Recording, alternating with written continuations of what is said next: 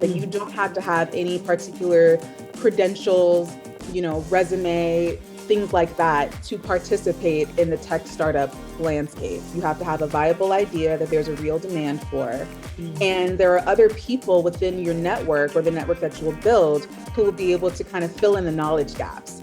And so first step for me was just kind of breaking down that barrier of just having the confidence to give it a shot. And then once I had that, I knew, there are people with technical backgrounds that I can hire. There are people with technical backgrounds that I can partner with. There's lots of different ways to go about getting what you need from a technical standpoint, as long as you know what your vision is.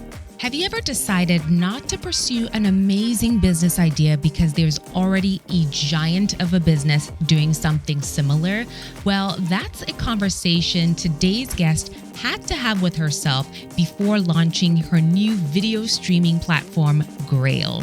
Hi there, it's Sewa, and welcome to another episode of the She's Off Script podcast. For today's episode, we meet Briaan Barron, who's the CEO and founder of video streaming platform Grail. Her intention with this platform was to create a space where people of African descent could find curated beauty tutorials. Today, she's going to walk us through how she went from idea to launch. She needed to raise capital to create an MVP app, as well as hire a production staff to create some beautifully created beauty tutorials. If you're interested in hearing how her story unfolded, keep on listening. Also, don't forget to subscribe and hit the notification bell so you don't miss our next episode. We release new episodes every Thursday.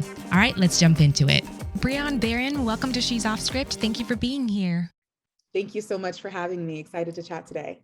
Same here. So for anyone who hasn't come across you before, could you share who you are and what you do? Sure. So my name is Briaan Barron. I am an entrepreneur. I am a brand strategist and designer, and I also just launched my first tech startup, which is a streaming platform called Grail. So I am a founder, CEO, and creative director and strategist. Wow, I love that you have such a double-pronged approach to what you're doing on the tech startup side because of your creative background. And we're going to dive into really how that's helped you. But before that, where did you get the idea to start Grail? Maybe you can give us a little bit of background on what Grail is. Absolutely. So Grail is an independent streaming platform that's powered by both original content as well as crowdsourced content. And it features beauty and grooming tutorials specifically catered toward people of African descent. And so I like to think of it as kind of a mix between YouTube or, some social media platform, as well as kind of a television network. So it's a combination of original and crowdsourced content. Speaking of YouTube, I have to ask, how is what you are doing on Grail different from the content we're seeing on YouTube from the likes of, say, Jackie Aina? Absolutely. So I like to think of Grail as kind of an extension of that. YouTube is really a sea of content of all different types, all different skill levels, all different topics. But what motivated me to create Grail as an offshoot to what we typically see when it comes to streaming platforms is that it's specifically focused on beauty and grooming, which in and of itself is a huge kind of category right now, specifically for people of color, but really for anybody that's using social media. There are so many new brands coming out for hair care, nail care, makeup, skincare, and there's really kind of a restored interest in the entire category, I think, due to COVID and a lot of people thinking about self-care in their own homes and on their own terms. And so I wanted to create a platform that was specifically focused on that subject matter, and that also prioritized kind of the user experience of the people that I'm targeting. And so the way that it's designed, the way that the branding is created is all catered toward people of color who are looking specifically for the beauty and grooming category. Now, just looking at what you've built so far, it just seems like a huge undertaking, which I see you've already started to execute pretty well. So could you walk us through how are you approaching the creation of that original content that you've already rolled out? Absolutely. So Grail has been quite the process. And it started in a very different place in terms of the idea than where it is today. And so I'd love to share a little bit Of about course, the naturally. origin story. Absolutely. So originally, the idea for Grail came to me in 2018. And at that time, I was not thinking of it as a tech platform or even as a video streaming platform, but rather as a spa or nail salon experience. And Hmm. so, I'm a person that gets my nails done quite often. It's a part of my self-care ritual. I enjoy doing it. It's a part of my personal style and expression, etc. But what I noticed is that I got my nails done every 2 or 3 weeks. I was looking for an experience that was efficient and that got me the results that I wanted. I wasn't necessarily springing for like a high-end spa experience, but what I started to notice was that I wasn't loving my neighborhood nail shop experience. I wasn't feeling prioritized as a customer. I wasn't feeling like the service that I was getting was consistent. And for the amount of time and money that I spent on this service, I was like, Hmm. there's got to be a better way to approach this. And by this, I mean the neighborhood nail salon experience for somebody that's not necessarily paying for a premium experience every time, but still deserves a high quality experience when they go to the nail shop. So at that time, I wanted to think about how to create a chain of nail salons that were economical, but also high quality. And that's where the idea for Grail initially came from. And then what happened was, I was in the throes of starting to write a business plan for that, thinking about how I would price it, how I would brand it, etc.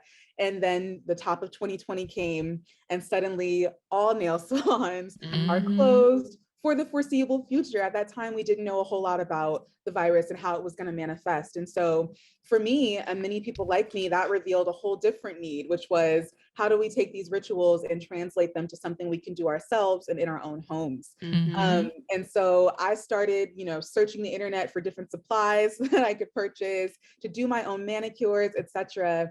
And so the first thought that I had that led me to Grail as it's manifesting today was I would love a one-stop shop online where I could see exactly what I need to buy, exactly how to do it myself, and I could be taught that by a relatable person. And so that's where the idea came to look into original tutorials for beauty and nail care. Now, as you Hmm. mentioned, there's platforms like YouTube, these things exist on the web, but they weren't curated for me in a way that I found to be like extremely user-friendly and easy and accessible. You have to sift through a lot of different quality of content, a lot of Yep. different types of things on the web. So you can find what you're looking for, but you have to do a bit of searching. Mm. And so I wanted to create a destination online that was specifically for these beauty rituals.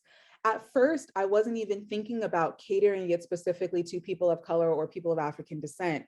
But as I started doing research into the spending habits in this category for makeup, for skincare, for nail care, I realized that people of color really dominate as customers in this category. Hmm. And yet, when you're searching for inspiration, you're searching for guidance, you have to kind of specify that you're looking for inspiration for Black women or for people of color. And I thought something's not adding up here. We are really leading the trends and the spending in these categories, but we're not prioritized as the user when it comes to shopping and looking for inspiration online. And so that's where this version of Grail was really born, and trying to create a destination where people of color felt welcomed and Hmm. excited about participating in beauty and grooming, and could also easily find what we were looking for in a time like, COVID. Oh, and I appreciate that focus because you're right. There's a lot of sifting through content that you have to do to find exactly what you're looking for. But back to the question of now you do have a balance of original content and the crowdsourced content you mentioned. The original content you have so far looks beautiful. How are you going about sourcing the talent, the studio space? How did that all come together? Yes. Well, one thing that, my background is really in creative direction and brand strategy. And so for me, and when I was in college and graduate school, I was specifically studying film and television studies. So I've always Look at had a that. lens. Yes. So Hmm. I've always been particularly interested in storytelling in video format, and from a theoretical standpoint in identity representation in film and television. And so I knew that if I was going to create a content-based platform, I really wanted to level up what that content looked and felt like.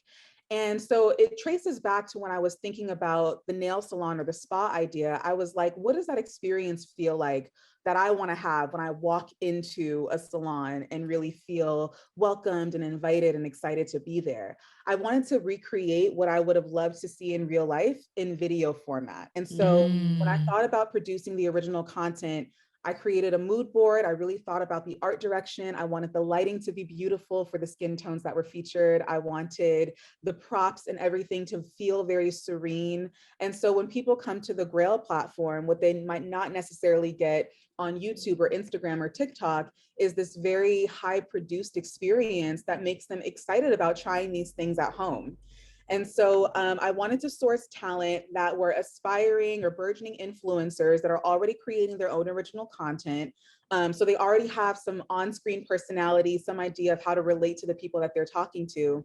But I wanted to put them in a setting that had a real production crew and a real production value that spoke to the Grail brand. And so you could juxtapose what you see on like a Netflix or these like high production quality platforms with these familiar faces that you're now seeing on your own social media. And I think that combination works beautifully together. It does, but high production quality also equals a high amount of dollars. So, as a startup, how are you approaching financing something that you probably are going to need some sort of outside capital in order to get to what you are envisioning? Absolutely. So as I started to put together the plan for Grail and what that business model looks like, I realized that it's not just a channel for folks to learn how to do beauty rituals at home. It's also a channel for them to discover brands that they may not be seeing on their own shelves in stores or in the retail space. And so I realized that there was an opportunity to showcase not just Black and Brown influencers, but Black and Brown owned beauty brands that don't necessarily have a marketing channel that works for them to get the visibility that they want. And so Mm. just like these content creators have to fight through the clutter of what's already on the internet, so do these burgeoning brands that are creating skincare products, makeup products, etc. So what I'm doing with Grail is actually bringing the two together, and the original content that we produce is going to be powered by sponsorships from the brands that are featured in the video tutorials. And so what you have is an opportunity to see what these brands are that are on the market that you may not have exposure to yet, but you also have a real person, an influencer that you trust, actually testing out these products and showing you how to use them.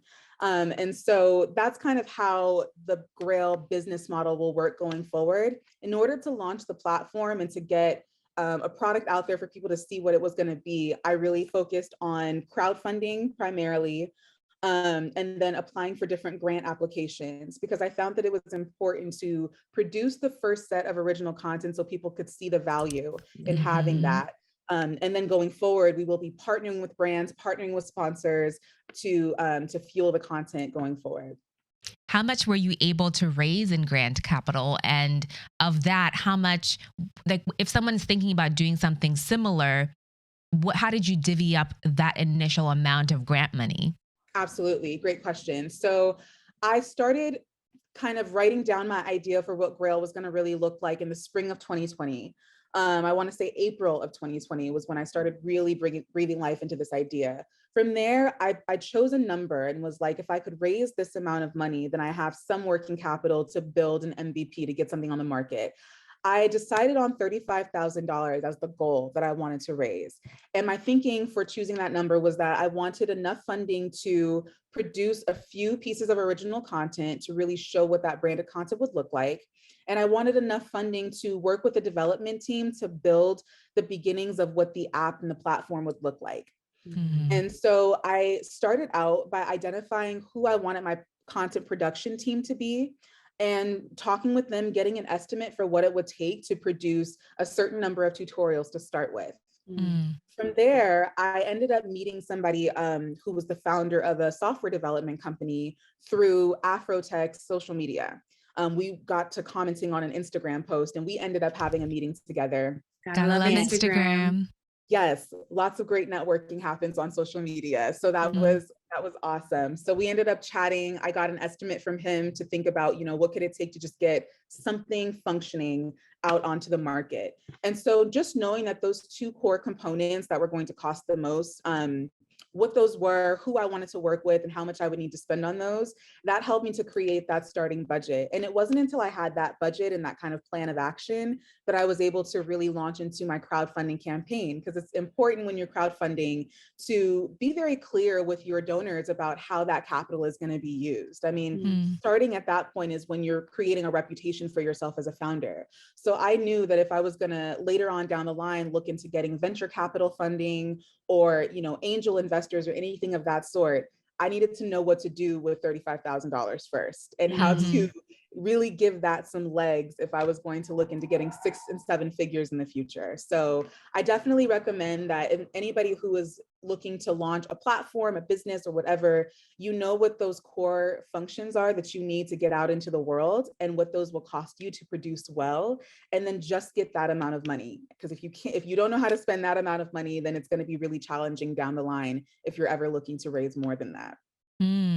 That's really great advice. But for people who do have a tech platform that they're trying to launch, but don't have a technical background, did you have any advisors who helped you kind of think through this from a tech perspective? That's a great question. So one thing that really made all the difference in me being able to launch something successfully was that I applied to be a part of kind of an accelerator program called Founder Gym. And it was a 6-week intensive program that was teaching founders from all over the world about venture capital fundraising and how to prepare their businesses for that. And so these were all tech startup founders, not all people that had a tech background, but everybody had an idea. They were at different levels of the development of that idea, all the way from just the idea stage to actually having an MVP, or, maybe it was their second business. But the purpose of this program was to learn, what investors are looking for in a tech product. And if you don't have a tech background, what do you need to do to kind of compensate for that? And so the main thing that I gained tons of knowledge in that program, but the main thing that I gained was the confidence to know that I do belong in this space, that you don't have to have any particular credentials, resume, things like that to participate in the tech startup landscape. You have to have a viable idea that there's a real demand for. And there are other people within your network or the network that you will build who will be able to kind of fill in the knowledge gaps. And so first step for me was just kind of breaking down that barrier of just having the confidence to give it a shot. And then once I had that, I knew, there are people with technical backgrounds that I can hire. There are people with technical backgrounds that I can partner with. There's lots of different ways to go about getting what you need from a technical standpoint, as long as you know what your vision is. Absolutely. So when you think about the relationships that you've built, how far you've come and how far you still have to go, as someone who has, Grail as their second business, how are you balancing the two? Because I assume your initial business is your moneymaker. Yes. So that balance is very challenging, especially in the beginning. And I would say, especially for a personality type like mine, I'm used to wearing a lot of hats. I'm used to, if something needs to get done for my business, I'll figure it out. But if you're building a scalable business of any kind, then at some point you have to learn how to delegate. You have to learn how to bring on additional assistance, how to move beyond your business being completely dependent on you. And so I guess like one of the key things that has been important for me in the balance is patience and figuring out the pacing and the timing of my business plans that are going to work for me. So I always set milestones to give myself a deadline. So my first key milestone for Grail was launching the MVP, was launching this version of the platform, which I was able to do earlier this summer. My next milestone is going to be to get that next round of funding so that I can add on some key team roles to keep the brand growing, to keep crowdsourced content coming in, and to make sure that we're nurturing our partnerships with our influencers. And so just giving myself, a couple of months at a time or a few months at a time, and knowing that by this time I want to hit this next milestone, it helps me create a work back schedule for myself to say, okay, here are the next steps that I need to take. It's also been really helpful to have a community of other founders that I now know from the Founder Gym program, who are also figuring it out for themselves. Because Yeah. one thing that I've learned is that there's a million different ways to do this and to do it right. There are different ways to source funding beyond just venture capital investment. There are pros and cons to all the different ways that you can do that. And so in the moments when I start to feel overwhelmed or confused, I have this network of folks that I can go to, do a Zoom call, have a conference call, ask them for questions, ask questions and get feedback from them. And that has helped push me forward as well. So as I scale both Grail and Worthy, the business that's really my bread and butter, the key for me is getting the right team in place and knowing what to do with that team once they're here. So currently my focus is really thinking about my internal structure, how my business model is going to support that going forward, and making sure that that's written down and on paper before I start bringing people on board. I love that. But speaking about supporting your business model, you had mentioned that part of your kind of revenue model for Grail is that you're hoping that it's supported by brands. But I also read that there is a creator incentive program. So how is that piece of it going to work? Yes. So part of what we want to do with Grail, because it is going to be a combination of original and crowdsourced content, we want to make sure that even the crowdsourced content is a high quality as well. And so there's going to be some aspects of the business that are about nurturing the people who are in our creator club. So the thing that's different about Grail than other independent streaming platforms right now is that in order to use the platform to showcase your content, you have to submit a simple application and be a part of our creator club. And that's just to make sure that the people who are using the platform are relevant to our target audience, that they've got some level of experience creating content, even if they don't have a huge following yet. And then once we have people in our creator club, we want to continue offering resources to help them optimize their production for their content, to give them tips about how to grow their own personal brand, and to help broker partnerships between the influencers and the brands that we have featured on the platform, so that even if they're not just publishing on Grail and they want to do an Instagram partnership with a brand, we're there to help co-facilitate that. And so it's also an incubator program for the creators that are using the platform for their content. So Oh. there's several moving parts to the way that Grail will work, but ultimately the overall mission is to uplift Black and Brown content creators, brand owners, and the consumers that are going to be learning from the content on the platform. I would say oftentimes it's a chicken and an egg situation with platforms like this, because the creators who are coming on there, as well as the brands, need to see that there is some traction. They need to see that there are eyes that are going to consume the content, and vice versa. So what is your user acquisition strategy? How are you going to get people to use the app? Yes, and so that's what my focus has been for this first year of getting the platform live, is to get people to understand and to align with the brand, for one. And so one thing that you mentioned is that the quality of the content, is really appealing. What we want to do in this first year is continue producing original content that makes people want to come to the platform specifically because they like that experience.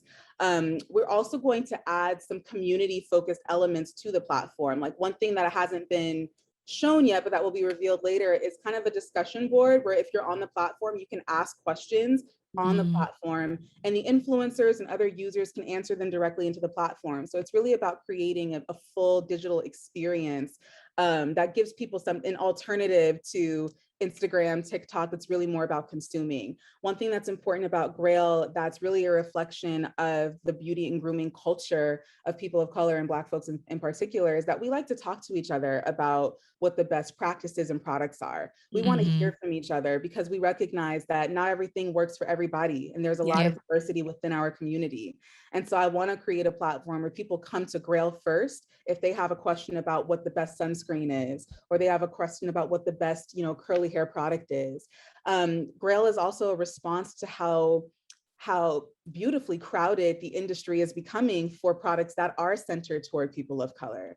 And so there's going to have to be some channel of product review or just feedback that you don't necessarily get directly from ads or things like that. So I want to create a sense of trust in the Grail platform as well, so that when you come, you're not just getting the content, but you're getting a discussion board and you're getting familiar faces that you look forward to seeing, and content that you can't see anywhere else on the web.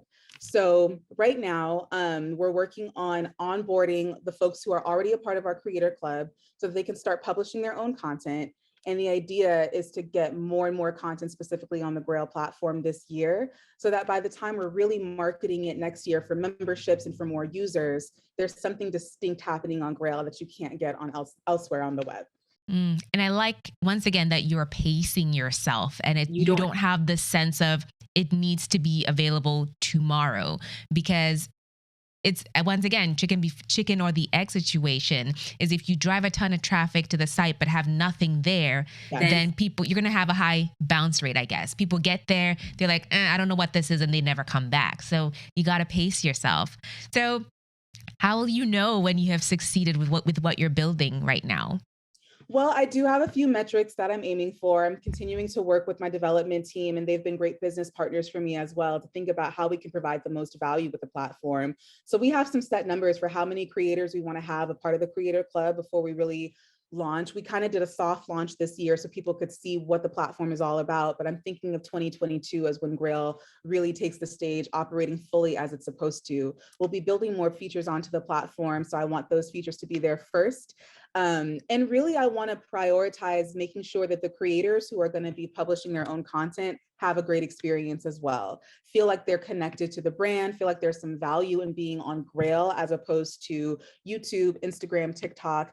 And the other thing about it is that we're not discouraging creators from continuing to use existing social media platforms. Of course, yeah. We're simply saying Grail is a targeted platform where, if you're specifically looking to reach consumers who are looking for beauty and grooming, this is where you need to be. Continue to be everywhere else, but Grail is where people are going to be coming first when we really start driving traffic to it. We also have some fun ideas about how to incorporate some celebrity guests to do some tutorials, some faces that you might not expect to see doing beauty and grooming tutorials. So it really becomes kind of a network on its own as well. So it becomes about the content, but also the personalities powering the content. And so we're really excited to continue making content that'll bring people to the platform in the future, but definitely pacing myself, which I will also say is key. If you're starting out on your own and you're trying to build a concept from scratch and you don't have that full in-house team yet, there's never anything wrong, I think, with taking your time. You always want to be opportunistic about the industry that you're entering, but you also don't want to set yourself up for failure by trying to move too fast because you feel rushed. So exactly. Absolutely. I love that piece of advice. So for anyone who's really excited to see how you evolve and grow, where can we find you? How can we support? Absolutely. I encourage everybody to continue following or to start following Grail on social media. Our handle is GoToGrail. So that's GoToGrail. We are on Instagram, TikTok, Facebook, and Twitter as of now. And continuing to post inspiration, updates about what's coming next. And also, if anybody is interested in being a creator and using the platform to share their own content, we are accepting applications right now. GoToGrail.com is the website where you can find all information about what's going on, how to keep up to date with us, and subscribe to the newsletter as well. If you enjoyed my conversation with Briaan, I want you to know that I have over 140 audio podcast episodes you can binge listen to on she'soffscript.com.